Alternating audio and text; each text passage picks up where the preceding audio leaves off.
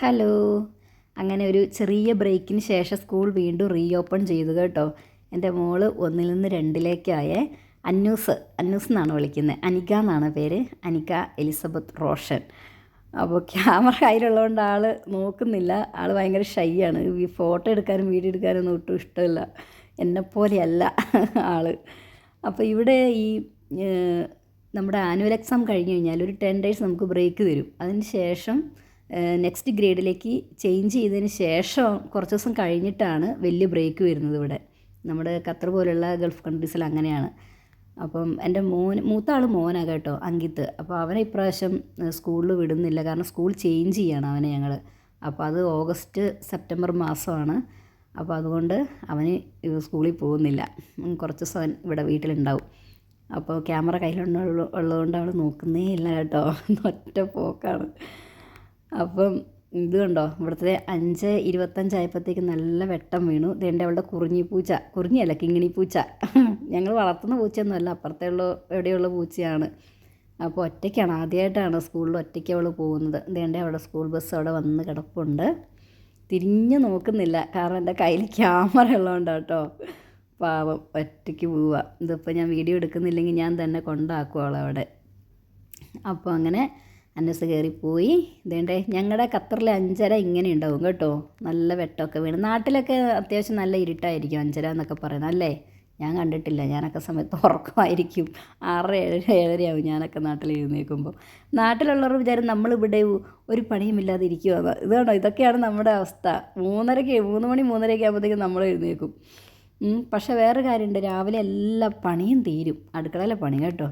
പിന്നെ ഇതേണ്ടേ ഇവർ പോയി കഴിയുമ്പോഴത്തേക്കും വീട് ഇതുപോലെ ആയിരിക്കും.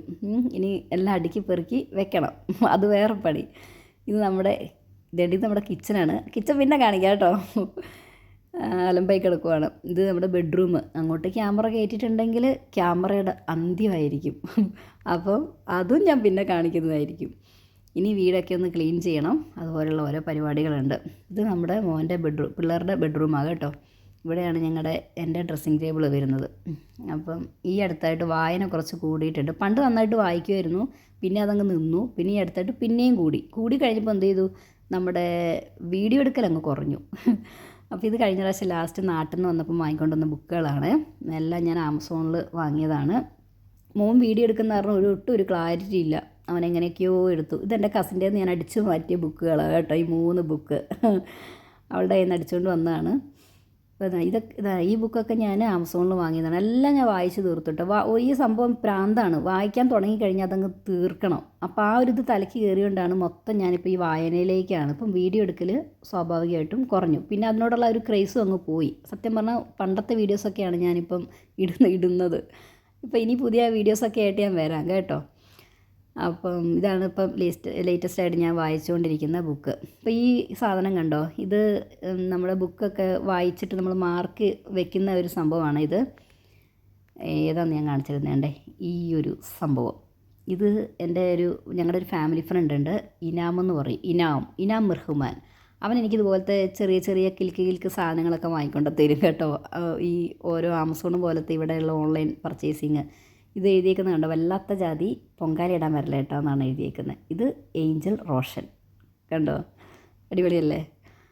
അപ്പം ഞാനിനി വീണ്ടും വായനയിലേക്ക് പോവുകയാണ്. അപ്പം വീഡിയോസ് എങ്ങനെയുണ്ടെന്നൊന്ന് കമൻറ്റ് ഇടണേ. പിന്നെ കാണാം കേട്ടോ. ബായ്.